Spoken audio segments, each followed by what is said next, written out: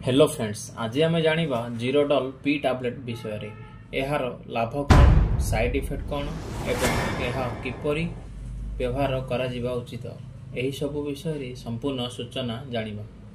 यह जानिबा पूर्वर यार कंपोजिशन कौन रही जानिबा। एसिक्लोफेनाक 100 mg एवं पारासीटामोल 325 mg रो दुईटी उपादान रही। जीरोडल पी टैबलेट हूँ एक पेन रिलीफ टैबलेट। यही टैबलेट साधारणतः मांसपेशी रे जंत्रणा, पिठी जंत्रणा, दांत बिंधा किंबा कान बिंधा एवं गलार जंत्रणा रे व्यवहार करा जायथाय।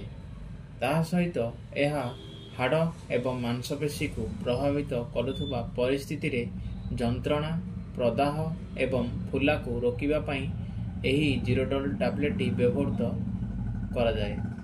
सेहीपरि किछि हाड़ संबंधी रोग यथा रुमाटॉइड आर्थराइटिस एवं ऑस्टियोआर्थराइटिस भली अवस्था को व्यवहार मध्य करा जायथाय।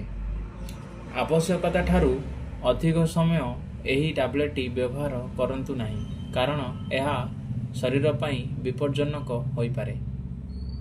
नेक्स्ट जानिबा यार साइड इफेक्ट कौन रही।